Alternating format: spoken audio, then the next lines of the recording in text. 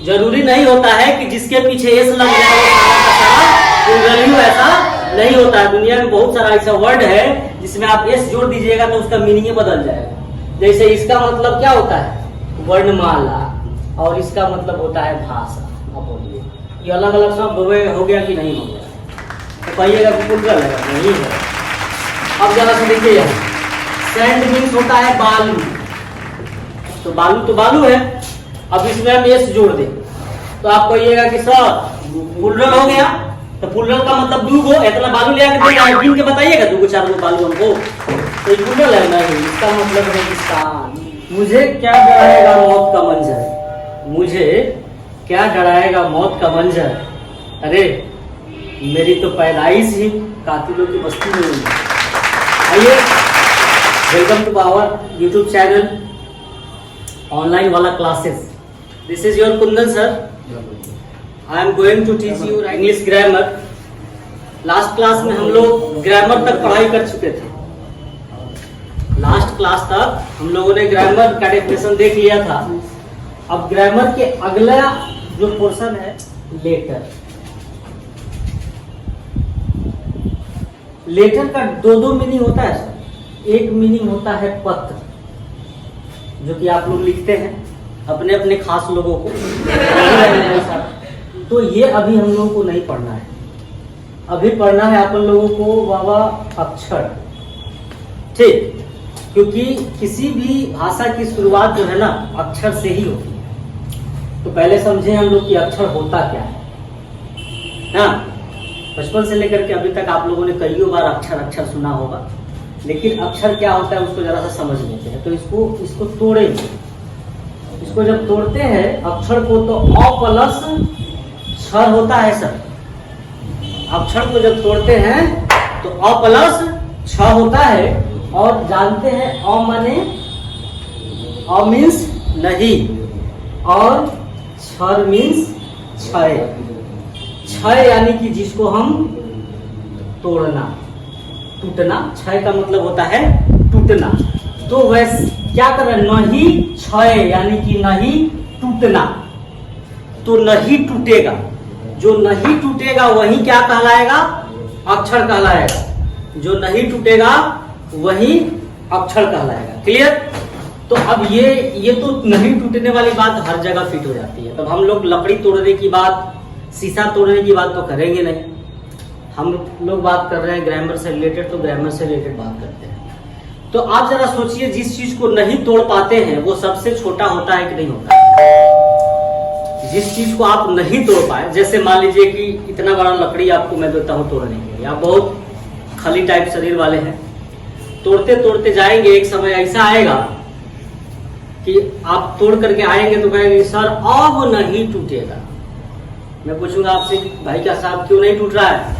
तो सर अब इतना ना छोटा हो गया कि तो उंगलियों में नहीं पकड़ा रहा है। क्या बोले आप? इतना छोटा हो गया, मतलब सबसे छोटा हो गया, तभी ना नहीं टूट रहा है। तो जो नहीं टूटेगा वो सबसे छोटा होगा, और जो सबसे छोटा होगा वही क्या कहलाएगा, अक्षर कहलाएगा। समझ में आती है नहीं हो? ठीक। तो अब हम देखते हैं, जैसे इस लौंडा का नाम है सुबोध। बोलो बाबा, ये सुबोध अपने आप में एक वर्ड है कि नहीं? ये नाम है, ये नाम है। तो नाम जब है तो ये अपने आप में एक शब्द है कि नहीं है? अपने आप में एक शब्द है। तो अब जब इस शब्द को तोड़ते हैं आप, तो क्या आता है, एस आता है, प्लस यू आता है, प्लस बी आता है, प्लस ओ आता है, प्लस डी आता है, प्लस एच आता है। ठीक। अब जब इसको तोड़ना चाहे आप तो क्या तोड़ पाएंगे? इसको तोड़िए तो, बहुत बलशाली है आप, तोड़ के दिखाइए, टूटेगा? नहीं टूटेगा। यू टूटेगा? नहीं टूटेगा। तो नहीं टूट रहा है, नहीं टूट रहा है, नहीं टूटना है, नहीं टूटना है, क्षय नहीं होना है, वही क्या कहलाता है, अक्षर कहलाता है। तो नहीं, तो ये नहीं टूट रहा है। टूट रहा है क्या? ये नहीं टूट रहा है। नहीं टूट रहा है तो ये अक्षर हुआ कि नहीं हुआ? तो हम इसको डिफाइन करेंगे कैसे, कि अक्षर जो है वो किसी शब्द की सबसे छोटी इकाई होती है। बोलिए ये शब्द है कि नहीं है? और इसी शब्द की ना सबसे छोटी इकाई है ये। तो इसका डेफिनेशन क्या निकल के आया? तो अक्षर का डेफिनेशन हो जाएगा, it is It is the smallest unit of a word. इसका डेफिनेशन क्या निकल के आया? यह क्या है? शब्द की सबसे छोटी इकाई है। यानी लेटर को कहेंगे, अक्षर को कहेंगे कि शब्द की सबसे छोटी इकाई को अक्षर कहते हैं, लेटर कहते हैं। ठीक, लेटर आप लोग समझ गए। लेटर में आपका A B C से लेकर के Z तक पूरा ये लेटर होता है और इन्हीं से हम किसी भी शब्द का फॉर्मेशन करते हैं और आगे बढ़ते रहते हैं। ग्रामर में इसका बहुत ही तगड़ा रोल है क्योंकि इसके बगैर कुछ हो ही नहीं सकता। ठीक, अब आगे हम बात करते हैं। लेटर के बाद अगला पॉइंट हमारा होगा अल्फाबेट। देखते हैं अल्फाबेट क्या होता है।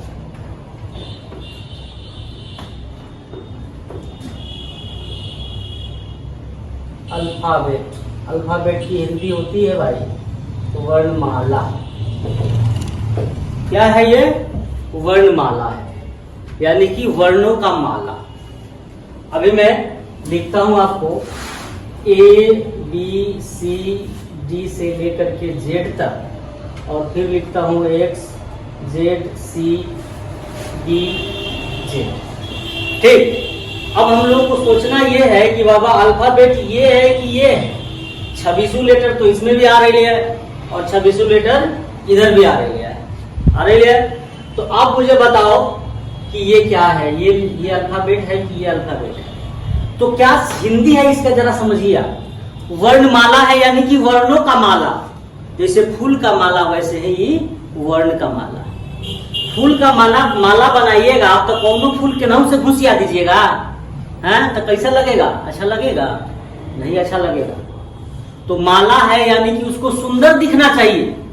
अब माला आप बनाते हैं वरमाला के में पहनाने के लिए, तो कैसनों के नाम से केना घुसिया के माला लगा दीजिएगा, दे दीजिएगा तो कैसा लगेगा?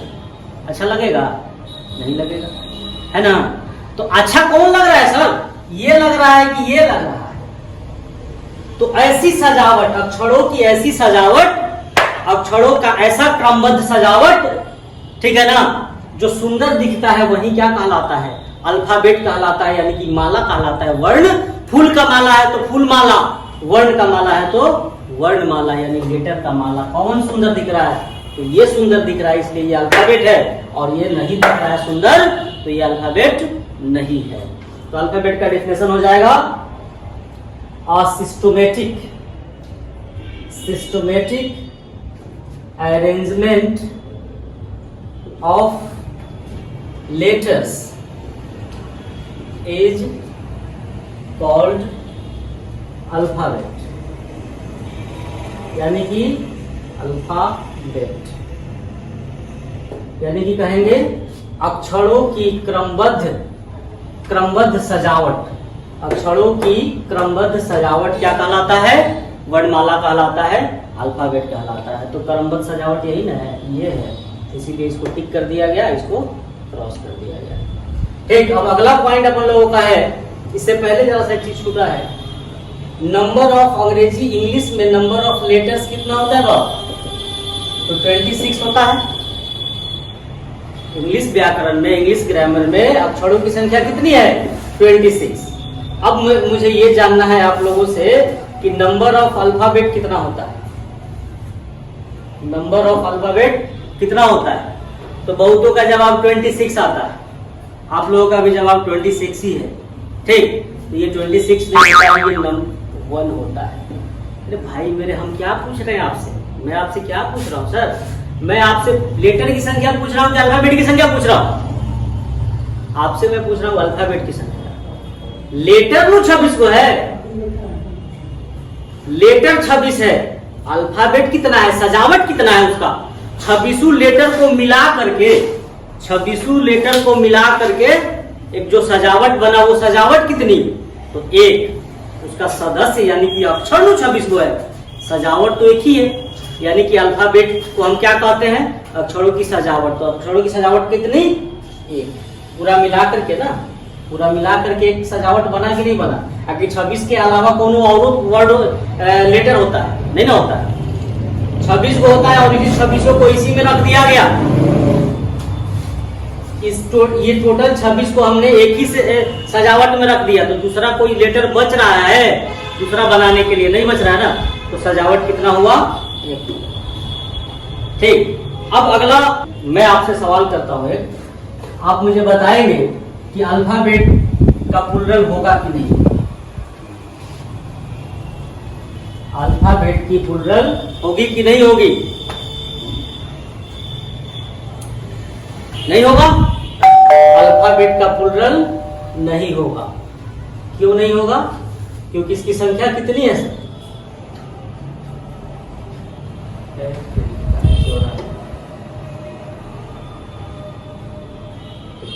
अल्फाबेट की संख्या एक होती है।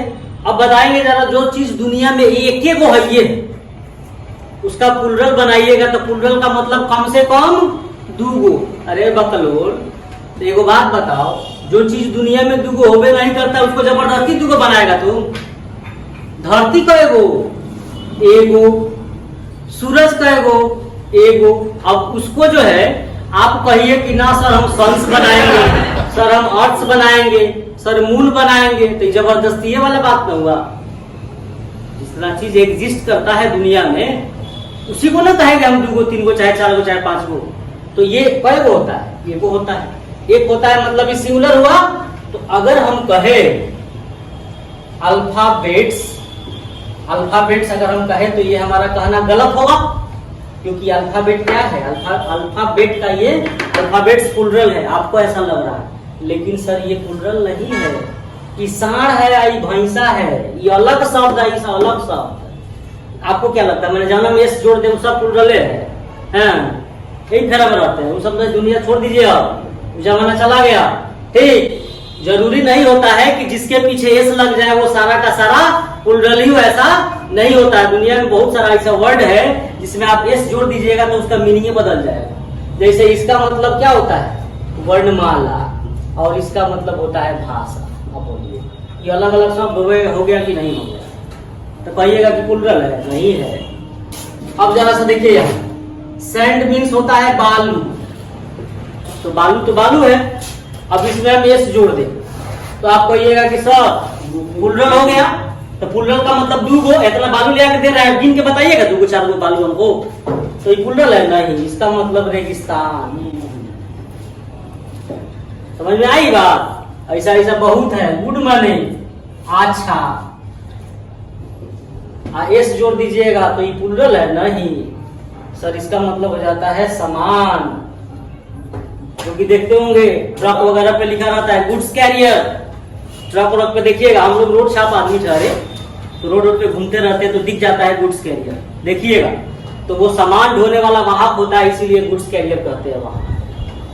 ठीक है, आप जरा देखिए, वाटर माने पानी, तो सबको पता है, और वगैरह सबको मालूम रहता है अमरेला ममरेला को। लेकिन वाटर्स जब करेंगे तो वाटर्स का मतलब हो जाता है सर समुद्र।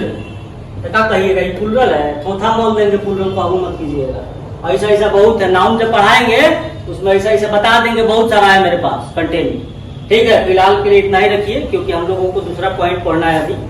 ठीक, झलक दिखला दिए हैं आप लोगों को, झलक दिखला जा, आजा आजा। अब आइए, अल्फाबेट हो गया, लेटर भी हो गया। इसके बाद है सर वर्ड। वर्ड मीन्स होता है शब्द। वर्ड मीन्स क्या होता है? शब्द। तो जैसे हम इन भाई साहब से पूछते हैं कि शब्द किसे कहते हैं सर, तो ये कह रहे हैं क्या है? तो अक्षरों का समूह है। जरा देखते हैं सर का डेफिनेशन कितना हद तक सही है। सर अक्षरों का समूह तो ये भी है मैंगो, अक्षरों का समूह ये भी है एम, एम इसमें भी है और इसमें भी है। ए इधर भी, इधर भी, एन इधर भी, इधर भी, ओ जी जी। 5 गो एहू में, 5 गो एहू में ये वो समूह बनाने के लिए कम से कम कितना चाहिए? 2। अपन लोगों के पास कितना है सर? 5 है। तो बोलिए ये दोनों ये समूह हुआ कि नहीं हुआ? तो समूह तो ये भी है, समूह तो ये भी है। तो जरा बहुत बड़ा अंग्रेजी के ज्ञाता है आप, तो इसका मीनिंग बताइए ना, इसका अर्थ क्या होता है? अभी तो जबरदस्ती वाला आप अपना से नया वर्ड क्वाइनिंग करने लगे, ठीक है ना, जो चीज होता ही नहीं। तो इसमें जो है ना थोड़ा सा जोड़ना पड़ेगा क्या कि अक्षरों का ऐसा समूह जिसका सार्थक अर्थ निकलता हो। तो इसका अर्थ निकलता है नहीं, लेकिन इसका अर्थ निकलेगा। तो कहेंगे क्योंकि इसका अर्थ क्या होता है सर? अभी सीजन गुजरा है, अभी गुजरा कहाँ है? अभी तो चल ही रहा है। आप लोग खूब खाए होंगे चोभा मार मार के आम, ठीक है ना।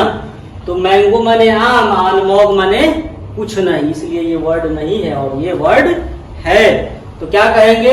अक्षरों का ऐसा समूह, अक्षरों का ऐसा समूह जिसका अर्थ निकलता है वो वर्ड कहलाता है, जिसका अर्थ नहीं निकलता है वो वर्ड नहीं कहलाता है। क्लियर? तो चलिए हो जाएगा। A group of letters which has a complete sense is called word।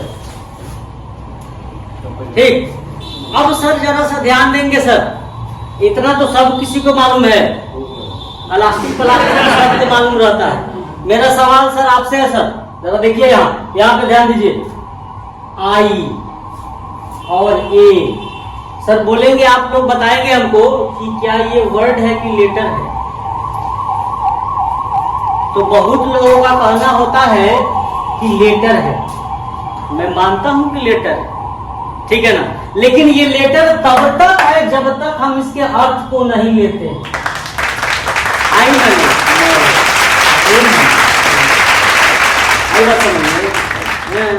ना दुनिया में आई माने मैं, ये अकेला है, लेकिन जब इसके मीनिंग को आप हम लोग ले लेंगे तो ये वर्ड बन जाएगा। इसके मीनिंग को ले लेंगे तो ये वर्ड बन जाएगा, लेकिन मीनिंग को नहीं लेंगे तो ये वर्ड नहीं है, ये लेटर है। ठीक, इतना तक हो गया, इसको ध्यान में रखिएगा। हालांकि आप लोग बचपन से बहुत बार इसको पढ़े हैं, आई है, ए है, बार बार यूज करते हैं, लेकिन कभी आपने नोटिस नहीं किया होगा। मैं कराऊंगा, टेंशन ना लीजिए।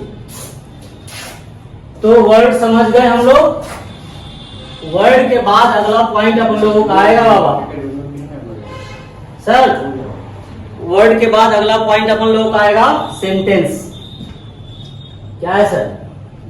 सेंटेंस। सेंटेंस का मतलब क्या? ठीक है, जरा ध्यान दीजिए इधर। सेंटेंस का हिंदी क्या होता है? वाक्य होता है। चलो, तो वाक्य यानी कि सेंटेंस किसे कहते हैं इसको समझ ले जरा। कहता है Ram it's an apple. Ram सेब खाता है। ठीक, जैसे इनसे पूछ रहे हैं तो ये कह रहे हैं कि शब्दों का समूह सेंटेंस कहलाता है। तो बोलिए ये शब्दों का समूह है कि नहीं है? एक गो शब्द, दो गो शब्द, तीन गो शब्द और चार गो शब्द। तो चार को मिल करके समूह बनेगा कि नहीं बनेगा? सर दो ही को बना सकते हैं समूह, अपन लोगों के पास तो चार चार है, तो समूह तो एक बड़ा समूह हो गया। अब समूह ये भी है और एक और देखते हैं। It's Apple Ram and. अब बोलिए चार तो यहू में है, इट्स इसमें भी है, इसमें भी है, Ram Ram, Apple Apple and है, जो इसमें है वही इसमें भी है। तो क्या लग रहा है आपको, ये सेंटेंस है? ये सेंटेंस नहीं है सर, आपका डेफिनेशन गलत है सर। शब्दों का ऐसा समूह जिसका अर्थ निकलता हो। ठीक, वर्ड में क्या देखे थे? अक्षरों का ऐसा समूह जिसका सार्थक अर्थ निकलता है वो अक्षर वर्ड कहलाता है। लेकिन यहाँ पे शब्दों का ऐसा समूह जिसका सार्थक अर्थ निकलता है वही सेंटेंस कहलाता है, और जिसका अर्थ नहीं निकलेगा वो सेंटेंस नहीं कहलाएगा। मतलब ये सेंटेंस नहीं है। यानी कि जैसे आप कहते हैं कि अक्षरों का समूह सेंटेंस कहलाता है, मतलब you are committing a blunder. आप बहुत बड़ा गलती कर रहे हैं सर, ठीक है ना। ऐसा नहीं कहना है, इसमें जोड़ना है क्या कि वैसा वैसा अक्षर शब्दों का वैसा समूह जिसका सार्थक अर्थ निकले। ठीक, तो अब आ जाइए, a group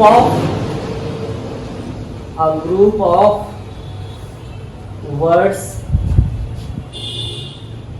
which has a complete sense is called sentence। ठीक, ये सेंटेंस का डेफिनेशन हो गया। अब जरा सा बात करते हैं, ग्रुप ऑफ वर्ड है ये, मीनिंग देगा, क्या कहलाएगा, सेंटेंस कहलाएगा। ठीक, मैं लिखता हूं यहां पे father in law, father in law, 1 2 3 शब्द है इसमें, ठीक है। स्टेप ब्रदर 1 2 शब्द है, ठीक। अब जरा देखिए, दो को अगर 2 है तो वो समूह बन सकता है, मतलब ग्रुप बन सकता है।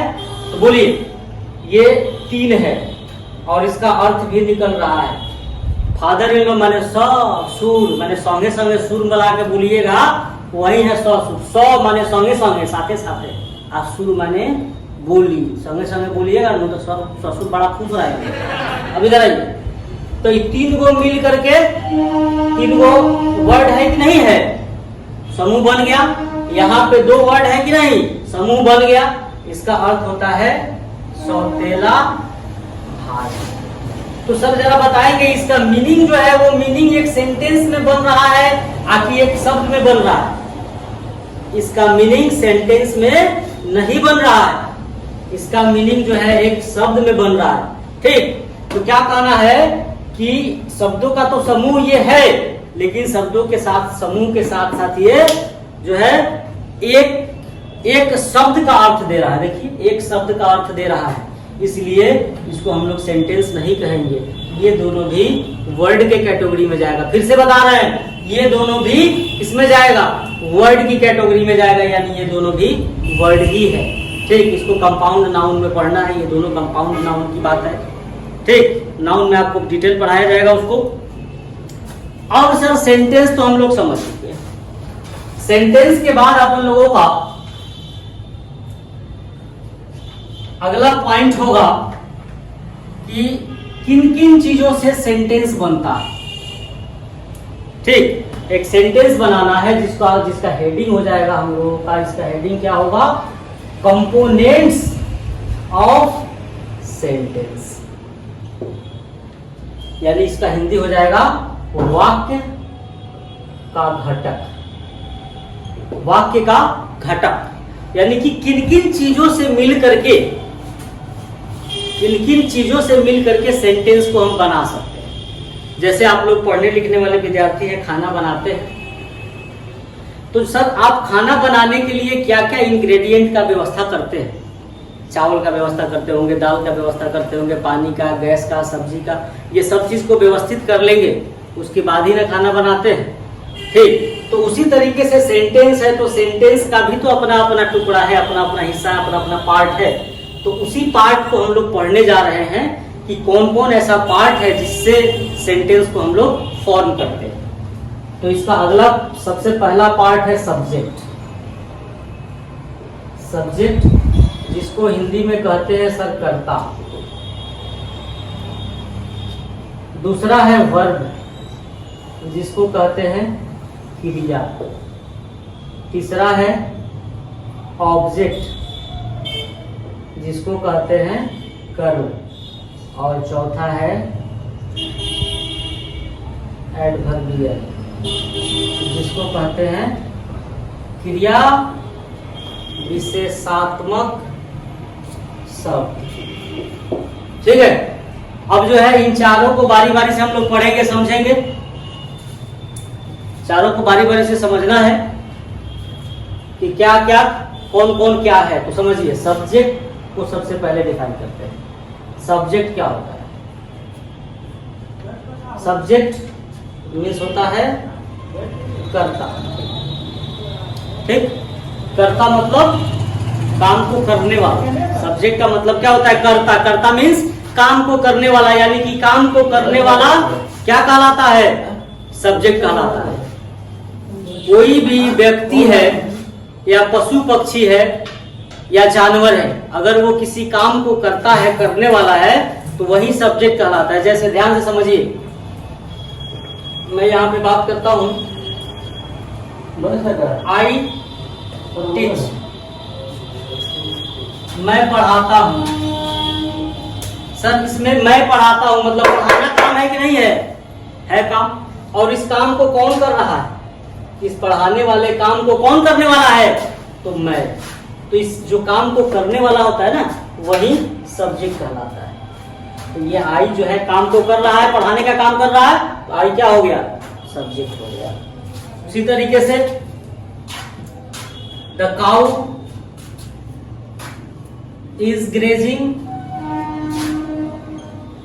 गाय चर रही है। सर गाय चर रही है, बोलिए चरना काम है कि नहीं? चरना काम है। और इस चरने के काम को कौन कर रहा है? गाय।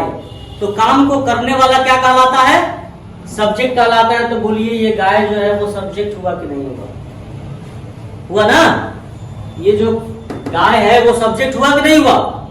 हुआ। तो ये सब्जेक्ट कहलाएगा, ये सब्जेक्ट कहलाएगा। तो क्या देखे आप? काम को करने वाला, काम को करने वाला क्या कहलाता है? सब्जेक्ट कहलाता है। यानी कि इसका डेफिनेशन हो जाएगा doer of an action is called subject. काम को करने वाला सब्जेक्ट कहलाता है। डू माने करना। देखिए डू माने होता है करना, और इसमें ईयर लगा दीजिएगा तो ये बन जाएगा डूअर, यानी कि काम को करने वाला, करने वाला। जैसे टीच माने पढ़ाना, पढ़ाना, इसमें ईयर लगा दिए तो ये बन गया टीचर, यानी कि पढ़ाने वाला। उसे ही सिंग माने गाना, और इसमें ईयर जोड़ देंगे तो सिंगर, यानी कि गाने वाला। तो बोलिए ये काम को करने वाला। तो उसी तरीके से डूअर माने काम को करने वाला। समझ में आती है? कौन काम सर? गरम बा माहौल, तनी क्लास वाला फील दो।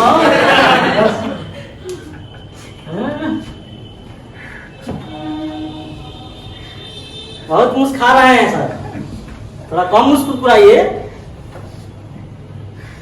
मुस्कुरा रहे हैं।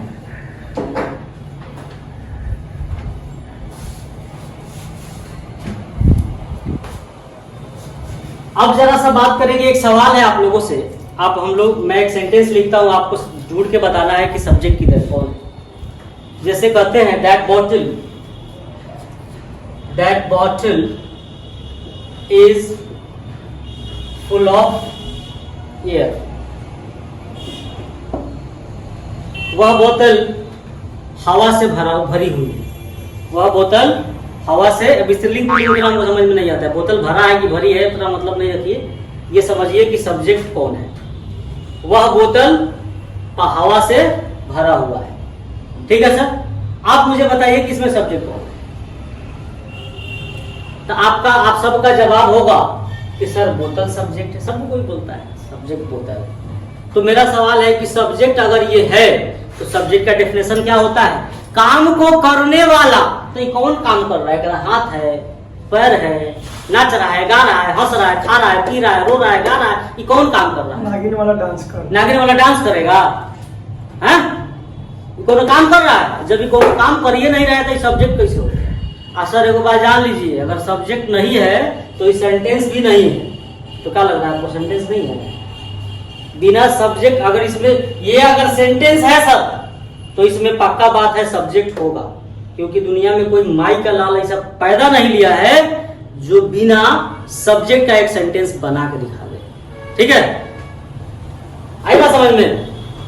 तो इसमें कोई ना कोई सब्जेक्ट जरूर है। तो आप हमें ढूंढ के बताइए कि कौन काम को करने वाला है।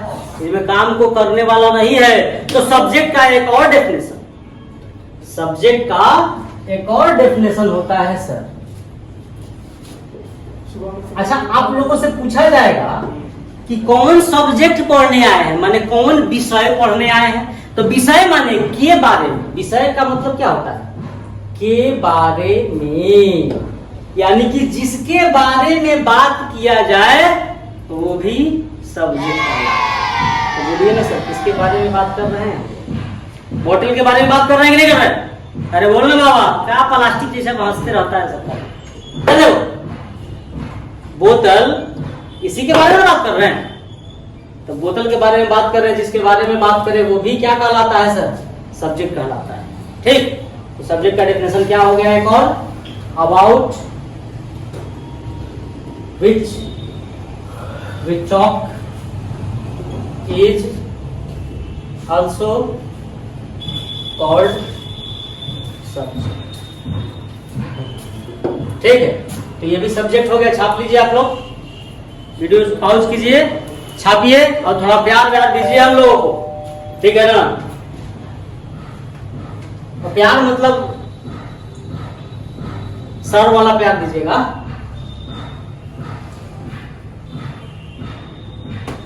अब हम बात करेंगे कि दुनिया में कौन कौन ऐसा चीज है जो सब्जेक्ट बन सकता है।